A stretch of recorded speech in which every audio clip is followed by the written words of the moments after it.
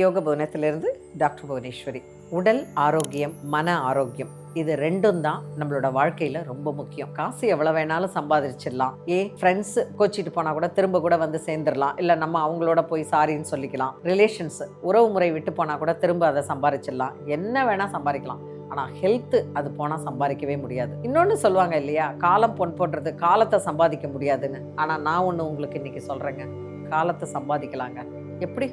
எப்படி காலம், போன காலம் எப்படி சம்பாதிக்கலாம்? அதாவது நம்ம எப்படி நம்மளுடைய வாழ்க்கை முறையையும் நம்மளுடைய உணவு முறையும் நம்மளுடைய ஆரோக்கியத்தையும் நம்ம எவ்வளோக்கு எவ்வளோ சம்பாதிக்கிறோமோ அவ்வளோக்கு அவ்வளோ நம்மளோட வாழ்நாளை நம்ம நீட்டிக்க முடியும். காலத்தை நாம் சம்பாதிக்கலாம். 40 வயசில் கண்ணா பின்னான்னு சாப்பிட்டு எல்லா வியாதிகளையும் கொண்டு வர்றதை விட நான் குறைவா நிறைவா, அது ஞாபகத்தில் வச்சுக்கோங்க. குறைவாக சாப்பிட்றதையே நிறைவாக எப்படி சாப்பிட்றது அப்படிங்கிறத நான் உங்களுக்கு சொல்லித்தரேன். அடுத்தது சரியான உடற்பயிற்சி, ஒழுக்கமான ஒரு வாழ்க்கை முறை, சரியான தூக்கம், பேசுறதுல ஒரு அளவோட பேசுறது, வேலையில் என்னுடைய முக்கியத்துவம், இது எல்லாத்தையும் நம்ம ஒரு அழகான டிசிப்ளின் லைஃப் ஸ்டைலில் கொண்டு வந்துட்டோம்னா 40 வயதில் நமக்கு வர வேண்டிய வியாதியை 60 வரைக்கும் தள்ளி போடலாம். 60க்கு வராமையே ஆக்கலாம். 80 வயசு வரைக்கும் சந்தோஷமாக நம்ம இருக்கலாம். 80 வயசு போதும். நம்ம ரஜினி சொன்ன மாதிரி 8 மனுஷ வாழ்க்கை பிரிச்சுக்கோ அப்படிங்கிற மாதிரி 60 வயசுக்கு அப்புறம் என்ன இருக்குது அப்படின்னு இல்லை. 80 வயசு வரைக்கும் நம்ம வாழலாம். 80லேருந்து 90 வயசு வரைக்கும் கூட ஆரோக்கியமாக வாழறவங்க இன்றைக்கி இருக்கிறாங்க. 88 வயசில் நல்ல ஞாபக சக்தியோட நிறைய விஷயங்களை பேசுகிற மனுஷங்களும் நம்மக்கிட்ட இருக்காங்க. நம்ம நிறைய யூடியூப்ல எல்லாம் பார்த்துட்டு தான் இருக்கோம். இன்னொரு முக்கியமான விஷயம் என்ன அப்படின்னு பார்த்தா, தயவு செய்து குறுக்கு வழியை நாடாதீங்க. நான் இந்த பவுடர் சாப்பிட்டேன்னா நான் பிரேக்ஃபாஸ்ட்டே சாப்பிட வேணாம், இந்த லிக்விடு சாப்பிட்டேன்னா நான் லஞ்சே சாப்பிட வேண்டாம். தயவு செய்து என்னை பொறுத்த வரைக்கும் உடற்பயிற்சியும் உணவு கட்டுப்பாடும் மட்டும்தான் உடல் பருமனை குறைக்குமே தவிர, உடல் பருமனை ஆரோக்கியமாக குறைக்குமே தவிர மற்ற எந்த விஷயங்களுக்கும் நான் போகவே மாட்டேங்க. நீங்கள் இந்த மருந்தை சாப்பிடுங்க உடம்பு குறைஞ்சிடும், இந்த சூரணத்தை சாப்பிடுங்க, தயவு செய்து வேண்டாம். இதெல்லாம் சப்போர்ட்டிவ் சிஸ்டம் தான்.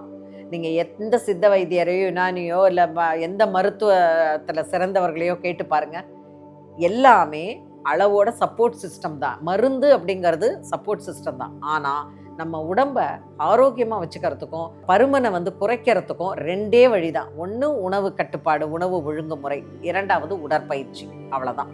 இதில் 3வது தண்ணி குடிக்கிறது, நல்லா தூங்குறது, மைண்டை நல்லா வச்சுக்கிறது, நம்ம பாசிட்டிவாக திங்க் பண்ணுறது, இது எல்லாம் அடுத்தது தான். ஆனால் நம்ம லைஃபுங்கிற ட்ரெயின் போகிற ட்ராக் எது தெரியுமா?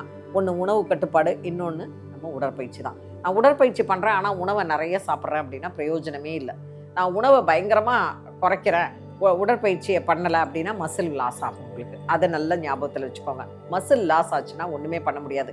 நீங்கள் நிறைய உங்களை சுற்றியில் இருக்கிறவங்க வெளியிலலாம் போகும்போது கவனிங்க, வயசானவங்க நல்ல வெயிட்டாக இருப்பாங்க, நல்ல ஹைட்டு வெயிட்டாக இருப்பாங்க, ஆனால் அப்படியே தள்ளாடிக்கிட்டு போவாங்க. என்னென்னா மசில் அவங்களுக்கு ரொம்ப வீக்காக இருக்கும். நம்ம வயசாக மசில் ட்ரைனிங் ரொம்ப முக்கியங்க. மசில் ஒருத்தங்களுக்கு ஸ்ட்ராங்காக இருந்தால் அவங்களுக்கு வியாதி வர்றதுக்கான வாய்ப்புகள் ரொம்ப கம்மி. அது மட்டும் இல்லாமல் உடம்பு வெயிட்டும் போடாது. ஸோ மசில் ட்ரைனிங் ரொம்ப ரொம்ப இம்பார்ட்டண்ட்டு. யோகாவில் மசில் ட்ரைனிங் வருமா அப்படின்னா, ஒரு அளவுக்கு யோகாவில் மசில் ட்ரைனிங் நல்லாவே வரும். நம்ம மசிலை நம்ம ஸ்ட்ரெங்தன் பண்ணலாம், ஸ்ட்ராங் பண்ணலாம். ஒரு அளவுக்குங்கிறத விட 80% 90% நல்லாவே நம்ம உடம்புல மசிலை நம்ம ஸ்ட்ரெங்தன் பண்ணலாம். Flexibility is very important. Muscle இருந்தாலும் ஃப்ளெக்சிபிலிட்டி இருக்கணும். நான் ஜிம்மில் போய் கார்டியோ பண்ணுறேன், நான் பயங்கரமாக வெயிட் லிஃப்ட் பண்ணுறேன், எல்லாம் பண்ணுறேன், ஆனால் என்னால் முதுகு அப்படி திருப்பவே முடியாதுன்னா பிரயோஜனமே கிடையாது. மசில் ட்ரைனிங்கும் இருக்கணும், பாடி ஃப்ளெக்சிபிலிட்டியும் இருக்கணும், அதே சமயத்தில் நம்மளோட உடம்பு ரிலாக்ஸ்டாகவும் இருக்கணும். இந்த 3 ரொம்ப ரொம்ப இம்பார்ட்டண்ட்டு. இது 3மே கொடுக்கறது எதுன்னா நம்ம யோகா தான். யோகா பயிற்சியில் நீங்கள் யோகா பயிற்சியை ஒரு 3 நாள் யோகா பயிற்சி பண்ணுங்கள், 3 நாள் வெயிட் லிஃப்டிங் பண்ணுங்கள், தப்பே கிடையாது. புஷ்அப்ஸ் எடுங்க. புஷ்அப்ஸ், சிட்டப்ஸ் உங்கள் மசிலை நல்லா ஸ்ட்ரெங்தன் பண்ணும். ஓகேங்களா? ஸோ அதே மாதிரி நீங்கள் ஏகபாத உட்டானசனா, துவிபாத உட்டானசனா, நௌகாசனத்தெல்லாம் நீங்கள் காலை தூக்கிட்டு வயிற்றை பிடிச்சி இழுக்கும்போது வயிறு பயங்கரமாக டைட்டன் ஆகும், வயிறு ஃபுல்லாக டைட்டன் ஆகும். ஸோ நம்ம உடம்புல ஃப்ளெக்சிபிலிட்டி, அதே சமயத்தில் மசில், இது 2மே ரொம்ப இம்பார்ட்டன்ட்ங்கிறத ஞாபகத்தில் வச்சுக்கோங்க. அடுத்தது இன்றைக்கி நம்ம பார்க்க போகிறது என்னன்னு பார்த்தீங்கன்னா, ரொம்ப ரொம்ப முக்கியமான 3 விஷயம் பார்க்க போகிறோம். என்ன அப்படின்னா, உங்களுடைய வயிற்று பகுதி துடைப்பகுதி, முதுகு பகுதி, இந்த 3மே ஸ்ட்ரெங்தனாக இருக்கிறதுக்கு நம்ம என்னென்ன பண்ணணும் அப்படிங்கிறது. இப்போது நீங்கள் வந்து 20 வயசுலேருந்து 40 வயசுக்குள்ளே இருக்கீங்க, உங்களுக்கு உடம்புல எந்த பிரச்சனையும் இல்லை அப்படின்னா நீங்கள் என்ன பண்ணலான்னா 3 விஷயம் முக்கியமாக பண்ணணும். அதாவது ஃபாஸ்ட் வாக்கிங். டெய்லி நீங்கள் ஒரு 30 மினிட்ஸ் ஃபாஸ்ட் வாக்கிங். எப்படின்னா நீங்கள் உங்களோட மொபைல் எடுத்துக்காமல் நீங்கள் போக மாட்டீங்க இல்லையா, மொபைலில் 15 மினிட்ஸ் வச்சுக்கோங்க, வச்சுட்டு சைலண்ட்டில் போட்டு வச்சுருங்க, அலாம் மட்டும் அடிக்கும். ஸோ 15 மினிட்ஸை ஃபாஸ்ட்டாக வாக் பண்ணுங்கள். எந்த இடத்துல நிற்கிறீங்களோ அந்த இடத்துலேருந்து 15 மினிட்ஸு உடனே ஃபாஸ்ட்டாக வந்துடுங்க. இதை முதல் 10 நாள், ஒரு மாதத்தில் 30 நாள் இருக்கு இல்லையா, 3 விதமாக சொல்லித்தரேன். முதல் 10 நாள் வெறும்னா வாக்கிங் போங்க, நல்லா வாக்கிங் போயிட்டு 15 நிமிஷம் எங்கே நிற்கிறீங்களோ அங்கேருந்து ரிட்டர்ன் வந்துடுங்க. அது. ரெண்டாவது ஃபாஸ்ட் வாக்கிங், நல்லா வேகமாக இடுப்பை வளைச்சி, யார் பார்த்தாலும் எதை பார்த்தாலும் நீங்கள் கவலைப்படாமல் இடுப்பை நல்லா வளைச்சி, அதாவது வாக் பண்ணும்போது வயிறு இடுப்பு இப்படி நல்லா இங்கே வந்து இது வந்து இந்த கை இப்படி போகணும், இந்த கை இப்படி போகணும், இப்படி போங்க. இந்த மாதிரி 15 மினிட்ஸ் போயிட்டு திருப்ப 15 மினிட்ஸ் ரிட்டர்ன் வந்துடுங்க. இது ரெண்டாவது. மூணாவது ஜாகிங். எப்படி ஜாகிங் பண்ணணும் அப்படின்னா தப தப தபான்னு ஓடக்கூடாது, மெதுவாக 1 2 3 4 5 6 7 8 9 10 அவ்வளோதாங்க. இந்த 1 2 3 4 5 6 இந்த ரிதமில் நீங்கள் ஜாக் பண்ணுங்கள். ஒரு மாதத்தில் 30 நாள் இருக்குன்னா ஃபஸ்ட்டு இருக்கு இல்லையா, அதில் வந்து நல்லா வாக் பண்ணுங்கள், காலை வீசி போட்டு ரிலாக்ஸ்டாக வாக் பண்ணுங்கள் 10 நாள். ரெண்டாவது 10 நாள் பிரிஸ்க் வாக்கு, ஃபாஸ்ட்டாக பண்ணுறது.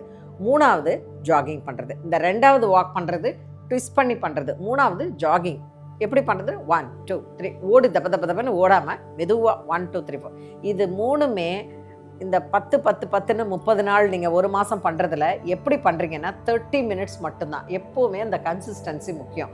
ஒரு நாள் பண்ணுறீங்க நல்லா இருக்கணும்னா நான் நல்லா 1 மணி நேரம் ஓடிட்டு அதுக்கப்புறம் கால் எங்கே மசில் கிராம்ப் ஆகி படுத்துட்டு அடுத்த நாள் போகாமல் இருக்கிறது தப்பு. அந்த மாதிரி இல்லாமல் நீங்கள் என்ன பண்ணணும் அப்படின்னா கன்சிஸ்டண்ட்டாக இந்த 30 மினிட்ஸ் தான் என்னோடது. அப்படி 30 மினிட்ஸ் நீங்கள் பண்ணிட்டு வந்துட்டீங்க, அடுத்த நாள் உடம்பு கரெக்டாக ரெடியாக இருக்கும், போகலாமா அப்படிங்கிற மாதிரி நம்மளை கேட்கும். ஸோ இதுதான் முதல் வழிமுறை. இரண்டாவது என்னன்னு பார்க்கலாம். என்ன அப்படின்னு பார்த்தீங்கன்னா, நீங்கள் காலை நீட்டி போட்டு உட்காருறீங்க இல்லையா, இந்த காலை நீட்டி போட்டு இப்படி உட்காரும்போது என்ன பண்ணுறீங்கன்னா ஃபாஸ்ட்டாக 1 2 3 4 5 6 7 8 9 10 இதை ஃபாஸ்ட்டாக பண்ணணும். கால் வந்து உங்களோட ஹீல்ஸ் வந்து கரெக்டாக இது வரைக்கும் வந்துட்டு போகணும். நீங்கள் பண்ணும்போது கால் பண்ணும்போது வந்துட்டு போகணும். இப்போ அடுத்தது என்ன பண்ணுறீங்க, 2 கையும் நல்லா பின்னாடி வச்சுக்கோங்க, ரைட் லெக்கை மடக்கிட்டு மேலே தூக்கிக்கோங்க, லெஃப்ட் லெக்கை மடக்கிட்டு மேலே தூக்கிக்கோங்க, அவ்வளோதான். இப்போ 2 காலும் மேலே இருக்கணும். 1 2 3 4 5 6 7 8.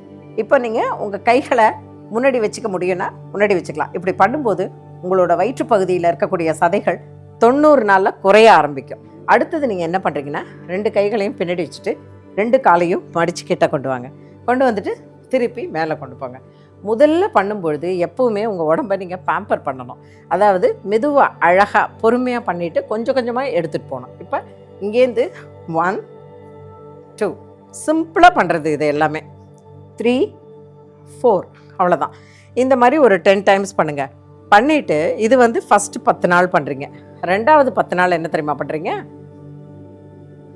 அவ்வளோதான். பண்ணிவிட்டு கிட்ட இங்கே கொண்டு வந்துட்டு காலை இங்கே வைக்காமல் கீழே வைக்கிறீங்க. ஃபஸ்ட்டு நான் என்ன சொன்னேன், முதல்ல பண்ணுறது 2 காலையும் இங்கே வச்சுட்டு அங்கே ஒரு செகண்ட் ரெஸ்ட்டு, திருப்பி இப்படி பண்ணுறோம். இது முதல் முறை, அதாவது ஃபஸ்ட்டு மெத்தடு. செகண்டு இங்கே வந்து காலை இங்கே கீழே வைக்காமல் திருப்பி இங்கே எடுத்துகிட்டு போய்ட்றீங்க, இது செகண்ட் மெத்தடு. தேர்ட் மெத்தடு, இங்கேயும் காலை வைக்கக்கூடாது மேலேயும் வைக்கக்கூடாது. 1 2 3 4 5 6 7 8 9 10 அவ்வளோதாங்க. இது பார்க்க ஈஸியாக இருக்கிற மாதிரி இருக்கும், செய்யும்போது உங்களுக்கு அதோட டிஃப்ரெண்ட்டு தெரியும், டிஃபிகல்ட்டியும் தெரியும். ஸோ நம்மளுடைய உடம்பை ஆரோக்கியமாக வச்சுக்கிறது நம்ம கையில் தான் இருக்குது. குழந்தையாக இருக்கும்போது தான் அம்மா நமக்கு தேவையான அளவை விட ஊட்டி விடுவாங்க. ஏன்னா குழந்தை நல்லா சாப்பிட்ணும் அப்படிங்கிறதுக்காக. ஒரு கட்டத்துக்கு மேலே குழந்தை வெளியில் எடுக்க ஆரம்பிக்கும், அப்போ தான் அம்மா நிறுத்துவாள்.